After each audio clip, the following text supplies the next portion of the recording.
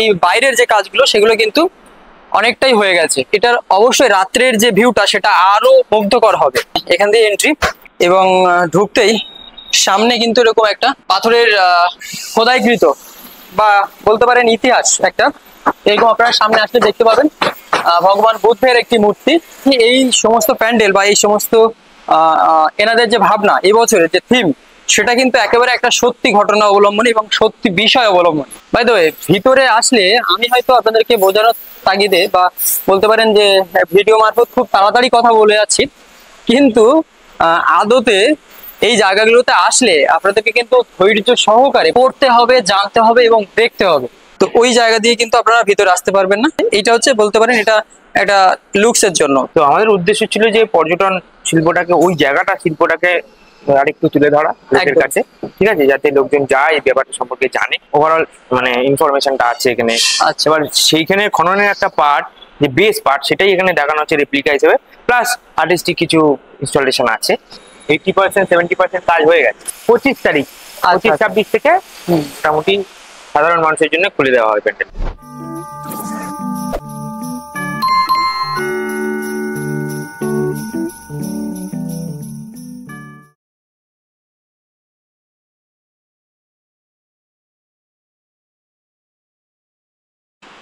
Hey guys, what's up? It's your boy KB and welcome to another Puja vlog. জীবন মানে দৌড়, আর সেই দৌড়ের আনন্দ ভাগ করে নিতেই কিন্তু আপনাদের সামনে বড় বড় এমন ব্লগ বা ভিডিও আমি শেয়ার করে থাকি। পুজোর আর মাত্র 2 সপ্তাহ ঠিকঠাক বলা যায় না, তার কারণ আমরা এখন মহালয়া থেকে কিন্তু পুজো দেখা বা প্যান্ডেল ঘোরা স্টার্ট করে দিই। বাই দ্য ওয়ে, আমার পাশটা থেকে একটু নয়েজ হচ্ছে, তার কারণ আমি একদম রাস্তার পাশেই দাঁড়িয়ে কথা বলছি। মানুষের যাতায়াত এবং গাড়ি ঘোড়া দেখতেই পাচ্ছেন, এটা একদম বাস রুট। তো চলুন একটু ভেতরটা গিয়ে আস্তে আস্তে আপনার সঙ্গে সবটা জানাবো। তবে তার আগে জানিয়ে দিই আজকে আমি এখন কোথায় আছি। সেটা হচ্ছে একেবারে দক্ষিণ কলকাতা, অর্থাৎ সাউথ কলকাতার অন্যতম একটা পূজা মণ্ডপ, যেখানে না আসলে আপনার হয়তো সাউথ কলকাতার যে পুজো দেখা, অর্থাৎ বলতে চাইছি যে কলকাতার যে পুজো দেখা সেটা তো আমরা বিভিন্নভাবে ডিভাইড না করলে আমাদের সমস্তটা ঘুরে দেখা অসম্পূর্ণ থেকে যায়। তো সেরকমই আমি সাউথ কলকাতা বা এই দক্ষিণ কলকাতাটাকে আমি একটু আলাদা করে রেখেছি এবং প্রতিটি জায়গায় কলকাতার সে সেন্ট্রাল হোক বা আমার নর্থ হোক, আমি আলাদা করে আপনাদেরকে ঘুরে দেখাবো। বা আপনারাও পুজো দেখার ক্ষেত্রে এটা সবাই হয়তো আমরা জানি কম বেশি, এইভাবে কিন্তু দিন আলাদা করে না নিলে আমরা কিন্তু সমস্তটাই মানে কলকাতার সমস্ত পুজো আমরা কিন্তু দেখে শেষ করতে পারবো না। বাই দ্য ওয়ে, তো সাউথ কলকাতার আজকে অন্যতম একটা পুজো মণ্ডপ ঠাকুরপুকুর এসবি পার্ক। আমার পিছন দিকটা আশা করি আপনারা দেখে কিছুটা বুঝতে পারছেন এবং ইন্ট্রো পার্টে তো অনেকটাই বুঝতে পেরেছেন। তো চলুন আর কথা না বাড়িয়ে আস্তে আস্তে আমরা ভিতরে যাব এবং এখানকার এবারে যে থিম, তাদের ভাবনা এবং মায়ের মণ্ডপ, মায়ের প্রতিমা সমস্তটাই আপনাদের সঙ্গে একেবারে ফার্স্ট লুক বলা যায়। এটাই প্রথমবারের জন্য আমি হয়তো আপনাদের সঙ্গে শেয়ার করব। তো এটাই হচ্ছে এন্ট্রি পয়েন্ট, মানে আপনারা আসলে ঠিক এটা দিয়েই এন্ট্রি হবে। এই যে জায়গা, এইগুলো কিন্তু সমস্তটা খুলে দেওয়া হবে। স্ট্রাকচার, এই যে জায়গাটা, এই সামনেটা দেখছেন, বাঁশের সমস্ত স্ট্রাকচার খোলা হবে এবং কাঠের যে কাজ বা এই বাইরের যে কাজগুলো সেগুলো কিন্তু অনেকটাই হয়ে গেছে।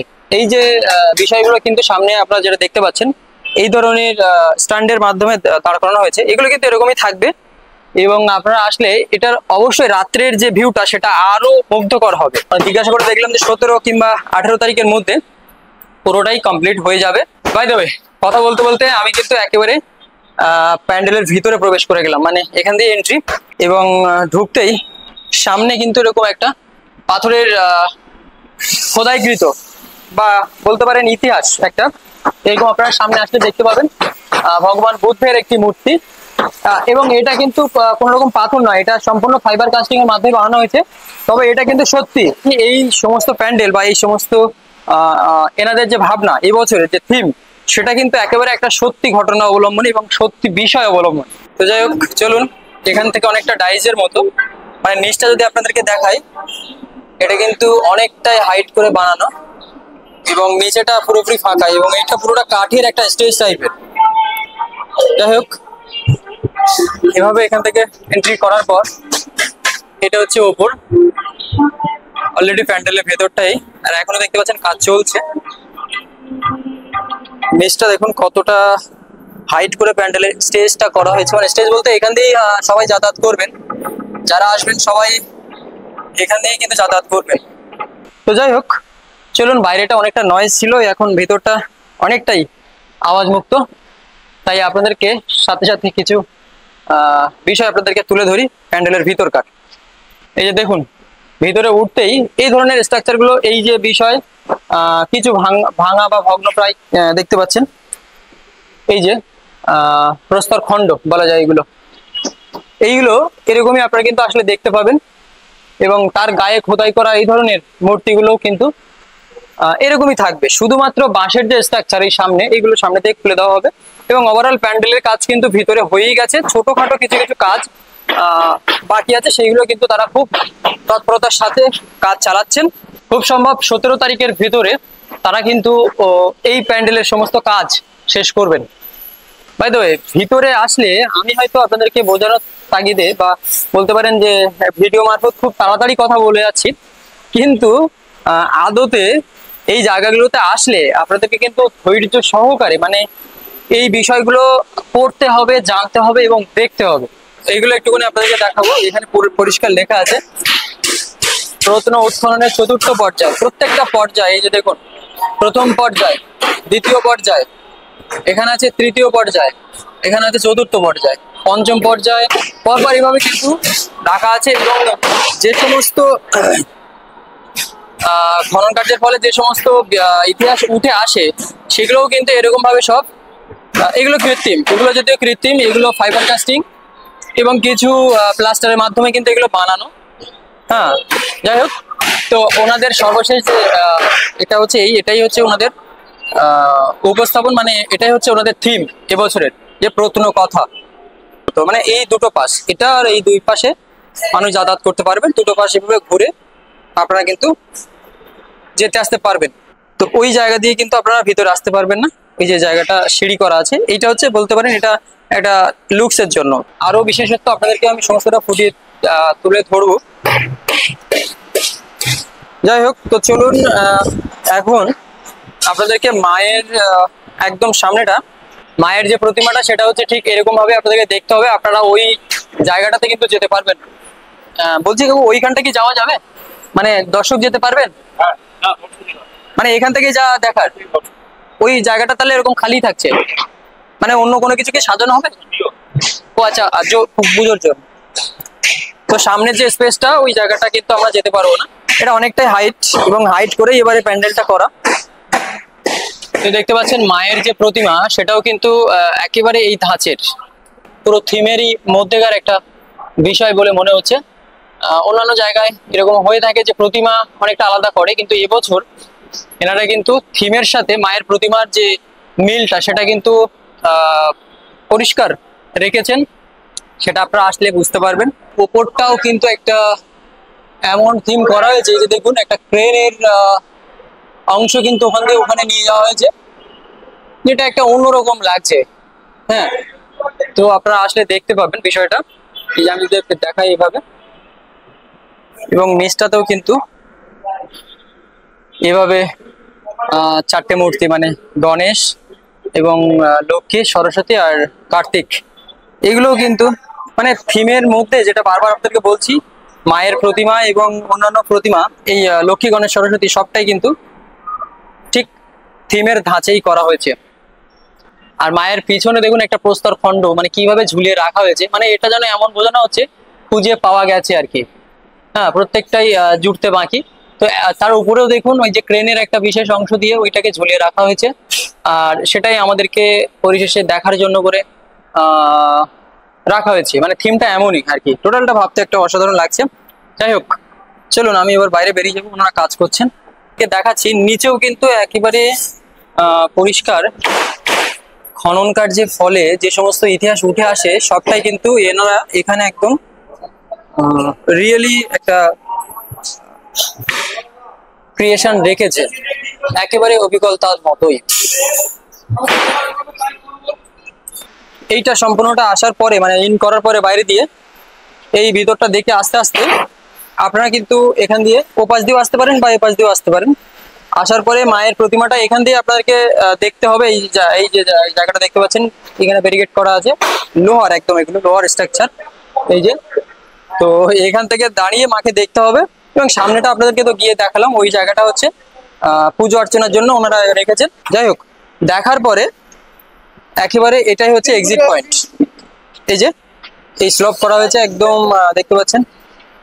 এবং এই যে থিম বা এনাদের যে ভাবনা, সেইটা যে কোথা থেকে উঠে এলো এবং কিভাবে এনাদের ভাবনা এলো, সেই বিষয়টাই চলুন এখন আপনাদেরকে একটু জানাই। সো গাইজ, এতক্ষণ তো আপনাদেরকে মায়ের প্যান্ডেল, প্রতিমা এবং এনাদের যে থিমটা চাক্ষুষ করালাম বা চোখে দেখালাম। এবার চলুন এই প্যান্ডেলের ভিতরকার যে রহস্য বা বলতে পারেন এনাদের যে থিমের যে বাস্তবতা, সেইটাকে একবার আপনাদের সঙ্গে জানাই বা শোনানোর চেষ্টা করি। দাদা, আপনার নামটা একবার বলবেন ফার্স্ট। আমার নাম প্রীতম পাল। প্রীতম পাল, আচ্ছা। তো দাদা থেকে একটু শুনে নেবো যে এবারে ঠাকুরপুকুর যে এসবি পার্কের পুজোয় মানে তাদের যে থিম এবং ভাবনা সম্পর্কে একটু ডিটেলস যদি বলেন। থিমটার নাম হচ্ছে প্রত্নকথা। প্রত্নকথা, প্রত্নকথা, হ্যাঁ অবশ্যই সেটা তো দেখালাম। হ্যাঁ, রাজু সরকার করছে কাজটা। আচ্ছা, শিল্পী রাজু সরকার। রাজু সরকার। আপনি কি সহকর্মী? আমি সহশিল্পী। কাজটা অ্যাকচুয়ালি মেদিনীপুরে আচ্ছা দাঁতন, ঠিক আছে, দাঁতনের মোগলমারি বলে একটা জায়গা আছে। আচ্ছা তো ওইটাকে নিয়েই কাজটা হচ্ছে। ওইখানে জায়গায় একটা বৌদ্ধ বিহারের সন্ধান পাওয়া গিয়েছিল, ঠিক আছে। আচ্ছা আচ্ছা। এবার সেটা সম্পর্কে আমরা প্রত্যেকেই খুব কম লোকই জানি আর কি সেই বিষয়টা নিয়ে। বলে ওখানে যে একটা, ওটা তো মনে হচ্ছে খুব রিসেন্টলি মানে 2016-17 তো মনে হচ্ছে ওটা। হ্যাঁ হ্যাঁ, ওটা কাজ খোঁজটা পাওয়া গেছে। কাজ শুরু হয়েছিল অনেক আগে, 2004 থেকে কাজ শুরু হয়েছিল। মানে ওর যে বিস্তার বা ওর হ্যাঁ, যে যে দফায় 9টা দফায় খনন হয়েছিল, প্রতিটা দফায় এক একটা করে দিক উঠে এসছে। মানে নালন্দা বিশ্ববিদ্যালয় থেকে ওটা সমকক্ষ ধরা হচ্ছে, ওইটা সমকক্ষ। আচ্ছা আচ্ছা। আর বাংলায় সব থেকে বড় বৌদ্ধ বিহার ওটাই এখনো পর্যন্ত। আমাদের উদ্দেশ্য সেইটাকে তুলে ধরা। আচ্ছা, হ্যাঁ, আর্টিস্ট যেটা ভেবেছে মানে একেবারে অবিকলের কিছুটা রেপ্লিকা, পুরোটা তো সেটা সম্ভব হয়নি, কারণ এখনো 80% খনন বাকি আছে। সেটাই। ঠিক আছে, মাত্র যেটুকুনি দেখানো হচ্ছে তার 20% খনন। ঠিক আছে, যে খননের 20% যেটা হয়েছে সেইটারই জিনিস নিয়ে আমরা কাজ করছি। মানে ওখানে যতটুকু হয়েছে তার পুরোটাই বলতে গেলে সেটাই আছে, সে ওভারঅল মানে ইনফরমেশনটা আছে এখানে। আচ্ছা। এবার সেইখানে খননের একটা পার্ট, যে বেস পার্ট, সেটাই এখানে দেখানো হচ্ছে রেপ্লিকা হিসেবে, প্লাস আর্টিস্টিক কিছু ইনস্টলেশন আছে। ঠিক আছে, তো আমাদের উদ্দেশ্য ছিল যে পর্যটন শিল্পটাকে, ওই জায়গাটা শিল্পটাকে আরেকটু তুলে ধরা লোকের কাছে। ঠিক আছে, যাতে লোকজন যায় এই ব্যাপারটা সম্পর্কে জানে। ঠিক আছে, অর্থনৈতিক, এর সাথে অর্থনীতির তো একটা যোগ আছে পর্যটন শিল্পের সাথে, অবশ্যই সেটা একটু চাঙ্গা করা, সেইটা নিয়েই আর কি অনেক বড় একটা ভাবনা। হ্যাঁ, সেটা নিয়ে কাজকর্ম হয়েছে এবং অনেক লোক আছে এর মধ্যে ইনভলভ আছে। সেটা নিয়ে দীর্ঘদিনের একটা রিসার্চ, তারপরে সেটা নিয়ে আমরা একটা রূপদান করছি। কতটা হয়েছে প্যান্ডেলের কাজ? না, অলমোস্ট মানে অনেকটাই কাজ হয়ে গেছে আমাদের, প্রায় 80%-70% কাজ হয়ে গেছে। ডিটেলিং কিছু কাজকর্ম চলছে। মানে কত তারিখের মধ্যে প্যান্ডেল সাধারণ মানুষের জন্য ওপেন করা? সাধারণ মানুষের জন্য ওপেন 24-25 তারিখ, মানে তৃতীয়া চতুর্থীর কাছাকাছি। হ্যাঁ, চতুর্থী পঞ্চমী চতুর্থী থেকে সামথিং হবে, মানে 25 তারিখ, 25-26 থেকে মোটামুটি সাধারণ মানুষের জন্য খুলে দেওয়া হয় প্যান্ডেল। কি কি দিয়ে প্যান্ডেলটা টোটাল সাজানো হয়? না, অ্যাকচুয়ালি ওখানে মেন না, মোগলমারিতে যে বিষয়টা হয়েছে, চাকো ইটের, ঠিক আছে, 56-57 রকমের ইট পাওয়া গেছে, বিভিন্ন ধরনের ইট। আচ্ছা, ডিজাইন একদম। তো সেই ইটটা স্টাকো ফর্মে আছে, ওদের একটা ফর্ম ছিল। আচ্ছা আচ্ছা। সেইটাকে আমরা, সেই ফর্মটাকে মানে সেই মানে কি বল টেক্সচারটাকে ধরার চেষ্টা করেছি। তার মানে প্লাস্টার অফ প্যারিস আছে, ফাইবার আছে, হ্যাঁ, ওইগুলোকে দিয়ে আমরা ওই টেক্সচারটাকে ধরার চেষ্টা করছি। সেই মেটেরিয়াল মানে সেইটাকে ধরতে গিয়ে এই মেটেরিয়াল গুলো ইউজ করা হয়েছে, ফাইবার, প্লাস্টার, লোহা, কাঠ। এগুলো তো আর্ট ইনস্টলেশনের পার্টে যাচ্ছে, কিন্তু বেসিক যেগুলো ওইখানের জিনিসগুলো যেগুলো দিয়ে আমরা তৈরি করেছি, একদম, ঠিক আছে, ওগুলো তো পাথরের ছিল, ব্রোঞ্জের ছিল, সোনা ছিল, অনেক কিছু ছিল। তো সেইগুলো তো আমরা আমাদের মতন করে জিনিসগুলো বানিয়েছি, কিন্তু অরিজিনাল রেপ্লিকা আছে, মানে যেটা বানানো মানে পাওয়া গেছে সেইটাই ধরে বানানো হয়েছে, একদমই 19-20 করা হয়। আচ্ছা, আপনার আমি সময় নেবো না, তবে যেটুকু জানার যে ওভারঅল যে রঙের কাজ, মানে এই ডিজাইন এবং রঙের যে কাজ, একটু রনেস আছে এই জায়গাগুলোতে। রং কি এর উপরে কি কিছু হবে কি? এগুলো ফাইনাল, এবার কিছু ডিটেলিং আছে, আচ্ছা, ফিনিশিং আছে। লাইটের কাজগুলো, লাইটের কাজ অলমোস্ট ডান। ঠিক আছে, খুব সংক্ষেপে যদি মায়ের প্রতিমার কথাটা একটু জিজ্ঞাসা করি, মায়ের প্রতিমার উপরে কোনো রকম রং চং থাকবে না? ওটা ওরকম থাকবে না, মানে চোখ দান বা এগুলো হবে, ওগুলো কাজ আছে। মায়ের প্রতিমাটা ওই এই রিলেটেড না অবশ্যই তো রিলেট করতে পারছি আমরা। এই কাজ হচ্ছে এই জায়গার অ্যাকচুয়ালি দুর্গা তো ওখানে পাওয়া যায়নি। আচ্ছা একটু কথা বলতে বলতে যদি তা দুর্গা কিন্তু ওখানে পাওয়া যায়নি, ঠিক আছে। আচ্ছা আচ্ছা, ওখানে পাওয়া গেছিল হচ্ছে তারা, একদম। আর হচ্ছে প্রতিমা তো আমাদের প্যান্ডেলে রাখতেই হয়। হ্যাঁ, মায়ের প্রতিমাকে ঘিরেই তো সবকিছু। এটার সাথে যে সম্পর্কটা তো আছে যে আমি বৌদ্ধ বিহারের সঙ্গে দুর্গার কি সম্পর্ক, একদম। এটা তো আর্টিস্ট কল্পনা করেছে। বেসিক্যালি ওখানে পাওয়া গেছিল হচ্ছে সরস্বতী মূর্তি, যেটা এখানে আছে, আর একটা তারা মূর্তি, এটা পাওয়া গেছিল। ওইটা দেখে যেহেতু 80 দফার খনন এখনো বাকি আছে, সেইটা দেখার পরে আর্টিস্ট ভেবেছে, যে রাজুদা ভেবেছে যে না হয়তো দুর্গা পাওয়া যেতেও পারে। এটা তার কল্পনা প্রসূত, ঠিক আছে, যে দুর্গা যদি পাওয়া যায়, যেহেতু আমাদের হিন্দু দেবদেবী কিছু পাওয়া গেছে, এই সরস্বতী, তারা, হ্যাঁ সুতরাং সেই থ্রু যদি দুর্গা পাওয়া যেত বা যায়, যদি এখন তো খনন বাকি, যদি যায় তাহলে হয়তো দুর্গাটা এরকম দেখতে হবে। সেইটা ভেবেই দুর্গাটাকে করেছে, এবং ওই থিমের সাথে মিলিয়ে যেটা করা যায় অনেকটাই যুক্তিসঙ্গত। আমি ভাবছিলাম যেহেতু প্যান্ডেলটা এরকম, সেই অনুসারে মায়ের প্রতিমাটাকেও ওরকম ভাবে মানে রূপদান করা হয়েছে। সেটা তো আছেই, মানে ওটা একটা এক্সপেকটেশনের জায়গা, তার ভাবনার জায়গা থেকে অবশ্যই খুব ভালো লাগলো শুনে এটা। তাহলে হয়তো এইভাবেই যেত। ঠিক আছে দাদা, কথা বলে খুব ভালো লাগলো। তো গাইজ এই ছিল আজকের সম্পূর্ণ ব্লগ, বা আপনাদের সাউথ কলকাতার অন্যতম পুজো মণ্ডপ ঠাকুরপুকুর এসডি পার্কের পুজো মণ্ডপ 2025-এ তাদের এই থিম, তাদের এই ভাবনা আপনাদের সামনে তুলে ধরলাম। পরিশেষে ভিডিওটা কেমন লাগলো অবশ্যই কমেন্টে জানাবেন, আর অবশ্যই এই জায়গাটা আসতে এবারে মিস করবেন না, অবশ্যই আসবেন আমি বলবো, কারণ এটা সম্পূর্ণ একটা ইতিহাস এবং বাস্তব, সেটাকে কিন্তু তারা ফুটিয়ে তোলার চেষ্টা করেছেন।